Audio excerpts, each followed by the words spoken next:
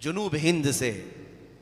Lockdown का ज़माना था जब एक कुत्ता भौंक रहा था हुजूर की शान में, नबी पाक सल्लल्लाहु ताला अलैहि वसल्लम की तौहीन कर रहा था, और उसकी तौहीन को कोई मुसलमान नहीं बर्दाश्त कर सकता, कोई नहीं बर्दाश्त कर सकता। जाहिर सी बात है, मेरी खुद की रात की नींदें उड़ी हुई थी। चंद नौजवान रोते हुए आए थे, कहा कि ये सुन नहीं सकते हम। कहा मेरे भी सुनने के काबिल नहीं, इससे पहले कि हम मर जाते हुजूर के लिए ऐसे अल्फाज सुन रहे हैं। फिर जज्बात थे, हमने ललकार करके उससे कहा जितनी बातें कह रहे हो अगर ये हकीकत है तो हम डिबेट नहीं करेंगे, आओ मैदान में उतर करके देखते। मैदान में उतर करके देखते। ये वाकया आपको पता होगा, 2 साल पहले। साल गुजर गए, 2 साल गुजर गए, कुत्ते का कोई नामो निशान नहीं, खत्म हो गए। भौंकने वालों को साइड लगा दिया गया। जो भी हालात हुए, हम तो पहुंचे थे दिल्ली की जामा मस्जिद भी, जिसको ये शक था कि जाएंगे कि नहीं जाएंगे, हम तन्हा पहुंचे थे। मैं आपको बताऊं, यही लिबास है मेरा। एक चीज मैं बताऊं, हमारे जाने से पहले 1 रात पहले पूरी सिक्योरिटी लगा दी गई, किसी गेट से ये मस्जिद के अंदर ना आए। लेकिन जुमा के वक्त 12:30 बजे ऐन जुमा की अजान के बाद मैं अंदर दाखिल हुआ। मेरे आगे पीछे सारे लोगों की चेकिंग हो रही थी, मेरी कोई नहीं हुई। हम तो पहली सफ में जाकर बैठ गए थे जुमा के बाद। उसके बाद थाने वाले लेकिन मैं ये सिर्फ तजुर्बा बता रहा हूँ आपको, हुजूर के लिए अगर खड़े हो तो अल्लाह की मदद कैसे होती। 12 घंटे तक बिठाया और कुछ लोगों की तफ्तीशात हो रही थी कंटिन्यू। उन्होंने पूछा किस टाइम पे आप अंदर गए थे? कहा 12:20 पर। कहा क्या ऐसे ही लिबास पहन के गए थे? कहा आप तो वहां से सीधे यहाँ लेकर के आ रहे हैं। एक दूसरे का वो मुंह देख रहे थे। कहा हम तो ड्यूटी पर तैनात थे लेकिन हमने देखा नहीं। हम लोगों को एक दिन पहले फोटो भी भेजी गई थी और रोकने के लिए कहा भी गया था। हमने कहा आपको फोटो भी भेज दी गई, रोकने के लिए कहा गया। मैं चोरी करने तो नहीं आया था, चोरी करने तो नहीं आया था, मैं मेरे मुस्तफ़ा की इज्जत के लिए आया था। सुनो, आज तुम्हारी नजरों में बच गए होंगे या तुम्हें नजर नहीं आए होंगे, हमारा तो अकीदा ये है कयामत का मैदान भी होगा, ढूंढा ही करें सदर कयामत के सिपाही, ढूंढा ही करें सदर कयामत के सिपाही, वो किसको मिले जो तेरे दामन में छुपा हो।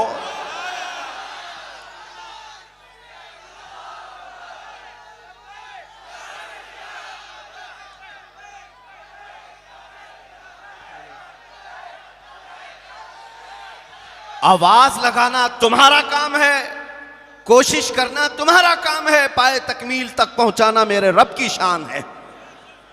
50 लोगों में पुकारी हुई वो हमारी आवाज थी, जिसको दुनिया के चप्पे चप्पे तक मौला ने पहुंचाया। लोग अगरचे ये समझते हैं कि सोशल मीडिया का दौर है इसलिए पहुंच गई होगी। सोशल मीडिया में हजारों लोग भरे हुए हैं, यही आवाज क्यों पहुंचाई गई? और भी हैं, ये आवाज क्यों पहुंचाई गई? मैं अपनी तारीफ के लिए नहीं कह रहा, दिल से जो बात निकलती है असर रखती है, पर नहीं ताकत परवाज मगर रखती है, उड़ करके जाएगी आवाज। कभी ये मत देखना बड़ी कॉन्फ्रेंस में बोलूंगा, बड़े मजमे में बोलूंगा। हम तो 50 लोगों के मजमे में उस कुत्ते को ललकारे थे और दूसरे दिन सीधे जाकर टैग हो गया और चुप भी गई बात। ऐसा लगने लगा कि हमने दुम पे पांव रख ही दिया, उछल कूद शुरू हो गई थी। आपको पता है, मैं ये तजुर्बा इसलिए अर्ज कर रहा हूं, कभी अपने आप को तन्हा महसूस मत करना। तुम जिस मैदान में भी हो, अल्लाह के रसूल तुम्हारे साथ है, अल्लाह रब्बुल इज्जत की शान है ये। बस फर्क सिर्फ इतना यह है कि सहम कर, डर कर कभी भी। दूसरी बात ये भी, मेरे जज्बात में बोलने का ये मतलब नहीं कि जोधपुर वाले निकल पड़े और गोली बारूद बंदूक तलवार लेकर लड़ने के लिए जाए। मेरा ये मशवरा भी कभी नहीं होता। मियाँ तलवार बंदूक गोली तो बहुत दूर की बात है, मैं तो आपको ब्लेड लेने की भी बात नहीं कर रहा। रेजर और ब्लेड भी मत रखो, क्योंकि हमारे पास अगर प्लास्टिक की चाकू भी होगी तो आतंकवादी वैसे ही बना दिए जाएंगे, प्लास्टिक की भी होगी तो बन जाओगे। मैं उस चीज का मशवरा नहीं दे रहा हूं, मैं आपको मशवरा सिर्फ इतना दे रहा हूं, ये सारी ताकतें एक जगह पर। मैंने देखा है 4 साल पहले की बात, एक पैरों से माजूर खादिम हुसैन को व्हील चेयर पर लाकर बिठाया जाता, वो एक बार लब्बैक का नारा लगाता था तो यूरोप की धरती भी हिलती नजर आती थी। ना हाथ में कोई तलवार, ना कोई चाकू, ना कोई हथियार। क्यों? एक माजूर आलिम दीन की आवाज पूरी दुनिया में गूंजती है। इसका मतलब यह है ताकत तख्तो ताज को नहीं कहते, ताकत फौज और ताकत को नहीं कहते, ताकत दर हकीकत इश्क़ मुस्तफ़ा को कहते हैं। वो तुम अपने सीनों में ले आओ, फिर तुम्हें किसी हथियार की नहीं, तुम्हारा चलना फिरना भी बहुत सारे कीड़ों की नींद हराम कर देगा। सिर्फ चलना फिरना तुम्हारे लिए बस काफी है। मैं ये नहीं कहता कि तुम कोई सख्त तशद्दुद के मामलात करो, नहीं, हालात के एतबार से हम अमन के ख्वाह हैं। हमेशा मेरे आका सल्लल्लाहु तआला अलैहि वसल्लम ने अमन की दावत दी है। ये बात भी फरमाया मेरे आका ने, ला ततमन्नौ लिक़ा अदुव्विकुम, कभी भी दुश्मन से जंग की तमन्ना मत रखना, लड़ने भिड़ने की तमन्ना मत रखना, कत्ल गारत की बातें मत करना। लेकिन हुजूर ने फरमाया अगर तुम्हारे सरों पर फिर कोई सवार हो जाए तो फिर इस्तिकामत के साथ डटे रहना, अल्लाह की मदद तुम्हारे साथ होगी।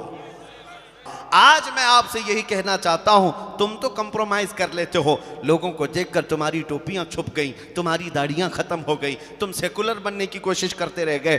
तुम्हें ऐसा लगा कि मैं रख लूंगा तो लोग मुझे ताना देंगे, लोग मुझे मुल्ला जी कहेंगे, लोग मुझे दकियानुसी कहेंगे, ये पुराना आदमी हो गया, मौलाना लोगों के साथ हो गया। मेरे अजीजों, इस दुनिया के ताने से डर कर तुम अपने आप को बदल लिए। तुम्हें पता है ये दुनिया जिस दिन तुम मरोगे तुम्हारी कब्र पर 1 घंटा बैठने को भी तैयार नहीं होगी। मट्टी डाला और इधर निकल गया। उस कब्र की तन्हा रात में अगर कोई तुम्हारी कब्र में आता है तो आमिना का लाल तशरीफ लाता है, वो मोहम्मद अरबी सल्लल्लाहु तआला अलैहि वसल्लम की साथ आएगी। तुम्हें कब्र में उस रसूल का सामना करना है और फिर क़यामत के दिन भी उस रसूल के सामने हाजिर होना है। तो छोड़ो इनके तानों से, ये 4 दिन भोंक तो सकते हैं, हमें जिसके सामने चेहरा दिखाना है उसका चेहरा क्यों ना अपनाएं। इसलिए कि एक सुन्नी आशिक रसूल जो होता है वो मरता भी है तो खौफ से नहीं मरता, वो इश्क से मरता। इधर आंखें बंद होंगी, उधर मुस्तफ़ा की ज़ियारत होगी।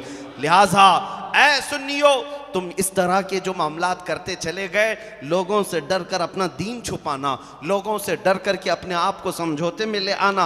हम मान लेते हैं अजान भी कम कर लेंगे, नमाज भी छुप कर पढ़ लेंगे और उसके बाद कलमा भी अब जोर से नहीं पढ़ेंगे।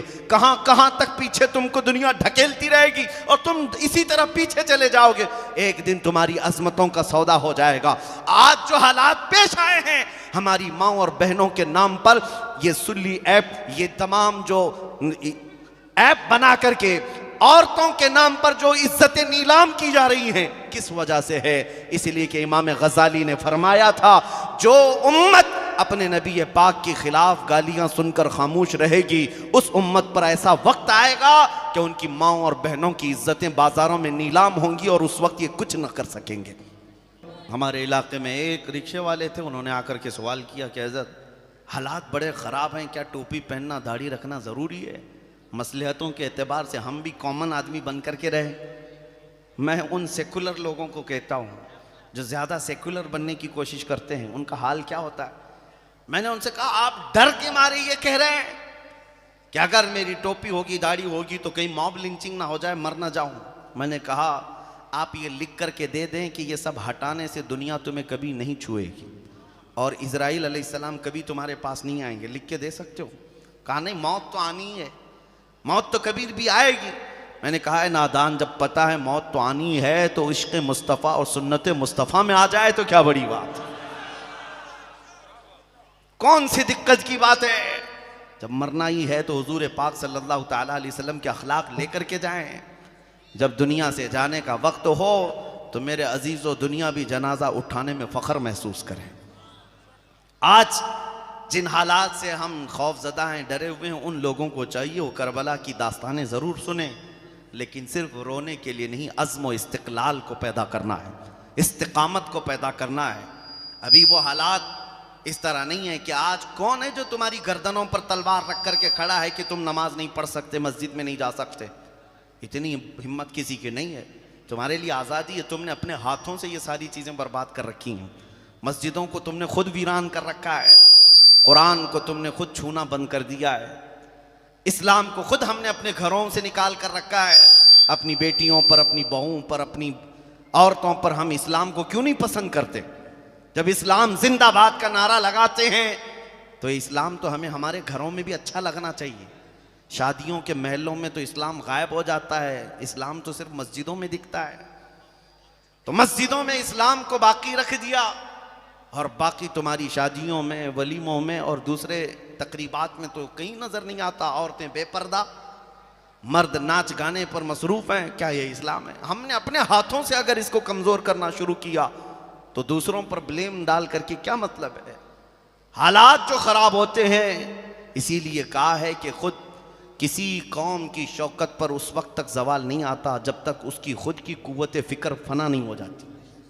कुव्वत फिक्र और अमल पहले फना होती है जब किसी कौम की शौकत पे जवाल आता है। आपने ये अगर अज़्म कर लिया कि इन हालात में मुझे नबी पाक के अखलाक को जिंदा करना है, तो एक बशारत सुन करके जाओ। नबी रहमत सल्लल्लाहु तआला अलैहि वसल्लम फरमाते हैं, मन तमस्सक बिसुन्नती इंद फसाद उम्मती फलहु अजरु मिअति शहीदिन। जो ऐसे फसाद के वक्त जहां रसूलुल्लाह की सुन्नतें खत्म करने की बात की जा रही हो, उस जमाने में अगर किसी ने मेरी एक सुन्नत को जिंदा किया, मेरे आका फरमाते हैं अल्लाह उसे 100 शहीदों का सवाब अता करेगा। नौजवानों, आज तो इस बात का आज़म करना चाहिए, इस बात का आज़म करना चाहिए कि मुझे मेरे नबी की सुन्नतों को जिंदा करके जाना है। हुजूर अकरम सल्लल्लाहु तआला अलैहि वसल्लम के अखलाक का इह्या करना है। अगर तुम नहीं हुजूर के तर्जुमान बनते तो फिर दूसरों से क्या तवक्को रखते हो? आज हुजूर अकरम सल्लल्लाहु तआला अलैहि वसल्लम तक जो उंगलियां उठ गई, उसकी वजह क्या है?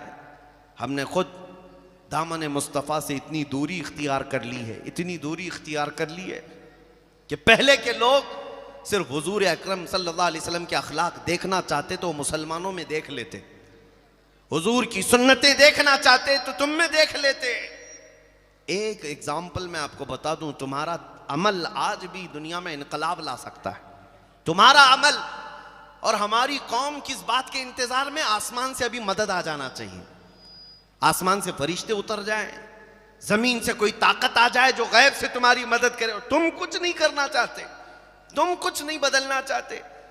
आसमान से मदद कब आती है पता है? बदर के मैदान में आई जरूर 5000 फरिश्तों की मदद, लेकिन आपको पता है वो 313 सहाबा मदीने से 160 किलोमीटर तक गर्मियों की शिद्दत में बगैर चप्पल करके चल कर गए। रेत की जमीन पर आज अगर आप 2 मिनट खड़े हो जाएं, पैरों में आबले पड़ जाएंगे, पैरों के अंदर तुम्हारे छाले पड़ जाएंगे। वो रसूल पाक के सहाबा थे, बगैर किसी छत के साए के 150 किलोमीटर तक चलते रहे। वो भी रमज़ान का महीना था, 17 रमज़ानुल मुबारक की तारीख है। उन्होंने तो जिगर निकाल कर रख दिया मेरे आका के कदमों में। अंसार सहाबा हुजूर के मदीने के, हुजूर ने जब तकरीर की कि यहाँ से जो जाना चाहे वो जा सकता है, तुम्हारा क्या मशवरा है? अंसार सहाबा में से एक सहाबी खड़े होकर कहते हैं, या रसूल अल्लाह सल्लल्लाहु अलैहि वसल्लम, हम तो मदीने से चलकर बदर तक आ गए, जो 150 किलोमीटर का फासला है। यमन की राजधानी सनआ जो 1500 किलोमीटर दूर है मदीने से, वो सहाबी कहते हैं, आका अगर आप यमन के सनआ तक भी हमें इस तरह चलाएं, हम पीछे मुड़कर कभी नहीं देखेंगे, हमारे सामने अल्लाह का रसूल है। ये आज़म था उनका, ये इस्तिकामत थी। उन्होंने तो जिगर निकाल कर रख दिया था, तब अल्लाह की मदद आई, तब 5000 फरिश्ते उतरे। और हम घरों में बैठ करके गाने सुनते रहें, सीरियल और टीवी देखते रहें और रोजाना ये इंतजार करते रहें अल्लाह की मदद कब आएगी। अल्लाह की मदद आएगी, तुम खुद अपने अंदर से इनकलाब पैदा करो। तुम्हारा एक अमल लोगों के अंदर इनकलाब ला सकता है।